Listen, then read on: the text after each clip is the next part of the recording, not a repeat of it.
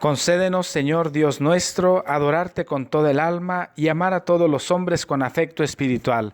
Bienvenidos sean todos ustedes a esta mi parroquia digital. Yo soy el Padre Sergio y les recuerdo que la vida junto a Dios es maravillosa. Ojalá y tú puedas dedicarle un momento a nuestro Señor para que veas cómo poco a poco Él va llenándote de bendiciones, de protección y de mucha alegría. Te quiero compartir las lecturas de la Santa Misa del día de hoy, domingo 28 de enero de 2018. Escucha con mucha atención. Primera lectura del libro del Deuteronomio. En aquellos días habló Moisés al pueblo diciendo: El Señor Dios hará surgir en medio de ustedes, entre sus hermanos, un profeta como yo. A él lo escucharán. Eso es lo que pidieron al Señor su Dios cuando estaban reunidos en el monte Horeb. No queremos volver a oír la voz del Señor nuestro Dios, ni volver a ver otra vez ese gran fuego, pues no queremos morir. El Señor me respondió: Está bien lo que han dicho. Yo haré surgir en medio de sus hermanos un profeta como tú. Pondré mis palabras en su boca, y él dirá lo que le mande yo. A quien no escuche las palabras que él pronuncie en mi nombre, yo le pediré cuentas. Pero el profeta que se atreva a decir en mi nombre lo que yo no le haya mandado, o hable en nombre de otros dioses, será reo de muerte. Palabra de Dios, te alabamos, Señor. Al Salmo 94 respondamos juntos: Señor, que no seamos sordos a tu voz. Vengan, lancemos vivas al Señor, aclamemos al Dios que nos salva, acerquémonos a Él llenos de júbilo y démosle gracias todos. Señor, que no seamos sordos a tu voz. Vengan y puestos de rodillas, adoremos y bendigamos al Señor que nos hizo, pues Él es nuestro Dios y nosotros su pueblo. Él es nuestro pastor y nosotros sus ovejas. Todos, Señor, que no seamos sordos a tu voz. Hagámosle caso al Señor que nos dice: No endurezcan su corazón, como el día de la rebelión en el desierto, cuando sus padres dudaron de mí, aunque habían visto mis obras. Todos, Señor, que no seamos sordos a tu voz. Segunda lectura de la primera carta del apóstol San Pablo a los Corintios. Hermanos, yo quisiera que ustedes vivieran sin preocupaciones. El hombre soltero se preocupa de las cosas del Señor y de cómo agradarle. En cambio, el hombre casado se preocupa de las cosas de esta vida y de cómo agradarle a su esposa, y por eso tiene dividido el corazón. En la misma forma, la mujer que ya no tiene marido y la soltera se preocupan de las cosas del Señor y se pueden dedicar a Él en cuerpo y alma. Por el contrario, la mujer casada se preocupa de las cosas de esta vida y de cómo agradarle a su esposo. Les digo todo esto para bien de ustedes. Se los digo no para ponerles una trampa, sino para que puedan vivir constantemente y sin distracciones en presencia del Señor, tal como conviene. Palabra de Dios, te alabamos, Señor. Aleluya, aleluya. El pueblo que yacía en tinieblas vio una gran luz. Sobre los que vivían en tierra de sombras, una luz grandiosa resplandeció. Aleluya, aleluya. Que el Señor esté con ustedes. Proclamación del Santo Evangelio según San Marcos. En aquel tiempo llegó Jesús a Cafarnaúm y el sábado siguiente fue a la sinagoga y se puso a enseñar. Los oyentes quedaron asombrados de sus palabras, pues enseñaba como quien tiene autoridad y no como los escribas. Había en la sinagoga un hombre poseído por un espíritu inmundo que se puso a gritar: ¿Qué quieres tú con nosotros, Jesús de Nazaret? ¿Has venido a acabar con nosotros? Ya sé quién eres, el Santo de Dios. Jesús le ordenó: cállate y sal de él. El espíritu inmundo, sacudiendo al hombre con violencia y dando un alarido, salió de él. Todos quedaron estupefactos y se preguntaban: ¿qué es esto? ¿Qué nueva doctrina es esta? Este hombre tiene autoridad para mandar hasta a los espíritus inmundos y lo obedecen. Y muy pronto se extendió su fama por toda Galilea. Palabra del Señor. Gloria a ti, Señor Jesús. Vamos a reflexionar juntos las palabras del Señor el día de hoy. Según los evangelios sinópticos, Jesús salió de Nazaret y se estableció en Cafarnaúm. Esta ciudad tenía la ventaja de encontrarse a lo largo del camino que conducía a Damasco, y esto le permitió conocer a muchas personas, mientras que Nazaret era una aldea montañosa alejada de las grandes vías de comunicación. Al mismo tiempo, Cafarnaúm estaba suficientemente distante de los grandes centros urbanos, especialmente de Tiberíades, donde Herodes había establecido su capital. Por lo tanto, Jesús tuvo la oportunidad de predicar la buena noticia y no causar de inmediato reacciones de los políticos y de los líderes religiosos. Cafarnaúm estaba poblado por pescadores, agricultores, artesanos, comerciantes, recolectores de impuestos, etc. Ellos vivían en ese mismo pueblo, pero al parecer sin ninguna desigualdad económica escandalosa. Incluso las relaciones entre los habitantes de Cafarnaúm y los romanos se distinguieron por su calidez particular, al grado que un centurión romano hizo construir una sinagoga para esta ciudad. Los ancianos del pueblo intercedieron por él frente a Jesús para la curación de su sirviente, podrás acordarte. Llegó Jesús a Cafarnaúm y el sábado fue a la sinagoga. La primera acción de Jesús después de haber llamado a los discípulos es la de insertarse en su ambiente, insertarse en su vida. Estábamos en Cafarnaúm en una sinagoga en día sábado. Jesús vive la vida de su pueblo y como todo piadoso hebreo, también va a la sinagoga en sábado, fiel al mandamiento antiguo. Recuérdate del día sábado para santificarlo. El hilo conductor que atraviesa todo el episodio que hoy se proclama es el de la autoridad de Jesús. Esta se manifiesta no solo en su enseñanza, sino sobre todo en su capacidad de liberar a quien ha sido atrapado por el mal. Será justamente esta autoridad la que hace detonar el proyecto de condena de muerte de Jesús. Pero, ¿por qué un día sábado? La explicación más obvia será la que mencionamos anteriormente.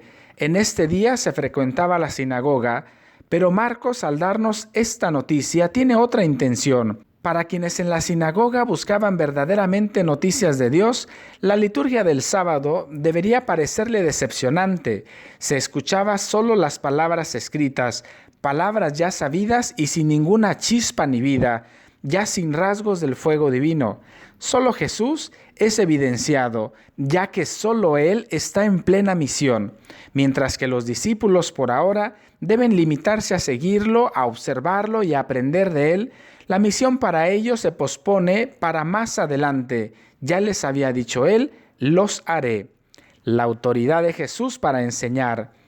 El Señor Jesús, que aparece en San Marcos, entra en acción como maestro. La relevancia del tema emerge más bien de la relación que Jesús logra instaurar con los suyos y por los contenidos de su enseñanza.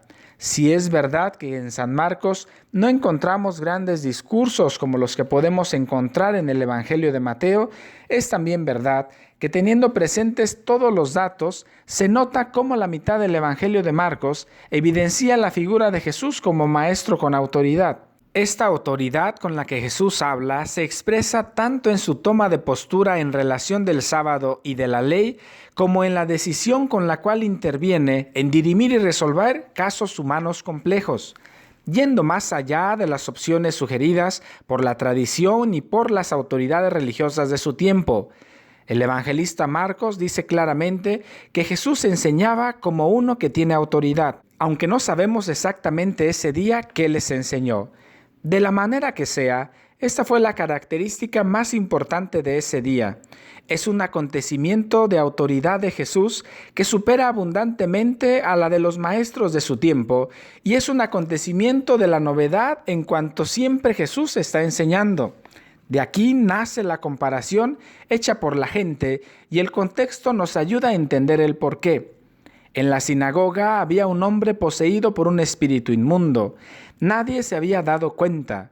El demonio no se sentía incómodo con los escribas que anunciaban la salvación futura, pero se siente mal por la salvación que ahora se revela en Jesús. Entiende que su fin ha llegado. La oposición entre él y Jesús es radical y enseguida se da por vencido. Has venido a destruirnos. Es un plural. ya que habla en nombre de otros espíritus inmundos. Cuando Jesús entra en escena, el poder del mal debe retirarse y sabe que no hay nada que hacer en contra de Jesús, pues Él es Dios. De hecho dice, sé que tú eres el Santo de Dios. Deseo de todo corazón que esta explicación de los evangelios te ayude a acercarte más a Jesús. Ahora quiero hablarte sobre el miedo. Un gran aliado del demonio es el miedo. ¿Cuántas personas se vuelven infelices, se desvían de Dios, se entregan a toda especie de vicios por causa del miedo? Miedo a Dios, miedo al diablo, miedo a no ser felices, miedo a no casarse, miedo a perder al marido, miedo a morir pobre, miedo a fracasar, miedo al infierno. Y finalmente, uno de los peores miedos, miedo a la muerte. En una búsqueda desesperada de seguridad, de garantías y de felicidad instantánea, una cantidad incontable de personas se entregó a los arrastres de la carne, a los placeres pecaminosos y a todo tipo de pecados, buscando vida en donde solo hay muerte. Mucha gente buscó y todavía busca liberaciones en el espiritismo, en el ocultismo y en otros con el fin de manipular lo sobrenatural, como si con el barro pudiera limpiarse el barro. Hasta pareciera que oímos a la desesperación gritar, comamos y bebamos, pues mañana vamos a morir. Dios ama al pecador, pero detesta el pecado, pues en su amor de Padre, Él jamás consentirá algo que nos destruya y nos haga infelices. No hay ningún pecado que haga bien. Yo nunca lo vi. Sé que jamás veré al pecado por sí mismo generar verdaderos beneficios. Dios se ofende con el pecado, principalmente porque éste mata al hombre y a la mujer, destruye a aquel que Dios ama. El Apocalipsis narra, por eso que se alegren los cielos y sus habitantes, pero ay de la tierra y del mar, porque el diablo ha bajado hasta ustedes, enfurecido, porque sabe que le queda poco tiempo. Al no poder contra Dios, el demonio lo ofende en sus criaturas. Quiere alcanzarlo por el amor que les tiene. ¿Qué será más doloroso? ¿Que lastimen a otras personas o que lastimen a nuestro hijo o a nuestra madre, por ejemplo? Yo pienso que el dolor asume proporciones gigantescas cuando el mal se abate sobre aquellos que amamos. ¿Qué sufrimiento padece Dios por el amor que tiene por nosotros? Dice la Escritura que el corazón de Dios se revuelve, que el Señor se conmueve, se estremece de dolor y compasión por sus hijos que lo abandonan seducidos por el demonio. Hay un miedo más por el cual el enemigo nos seduce, el miedo a perder nuestra libertad. Intentamos garantizarla defendiéndola de Dios, defendiéndola de aquel que nos dio toda libertad, como si Él nos la quisiera quitar. En lo íntimo de nuestro corazón escuchamos una vocecita diciendo, Dios no va a dejarme hacer esto o aquello. Mira que Dios te está viendo. Me pregunto si será solo la voz de la conciencia. Dios ama y quien ama libera, porque nos ama. Él nos respeta. Precisamos defender nuestra libertad siempre, pero no de Dios, sino del violador, del principio de este mundo que mantiene a las personas prisioneras por sus vicios, del alcohol, los cigarros, las drogas, los juegos, la promiscuidad, la mentira y muchos más que solo traen como salario la muerte. Primero del alma y después del cuerpo, pero con la oración podemos desarmar todas las artimañas del demonio. Nunca nos cansemos de orar, nunca nos cansemos de pedirle al Señor que nos acompañe para poder alejarnos del miedo que hace que cometamos errores. Yo soy el Padre Sergio, esta es mi parroquia digital. Muchísimas gracias por acompañarme el día de hoy. Permíteme darte la bendición. Que el Señor esté contigo. La bendición de Dios Todopoderoso, Padre, Hijo y Espíritu Santo, desciende y permanezca siempre contigo. Nos vemos el día de mañana y te recuerdo que hoy domingo es necesario ir a misa. Y si vas a la iglesia, reza 3 Aves Marías por mí. Dios y nuestra Santísima Madre te cuiden.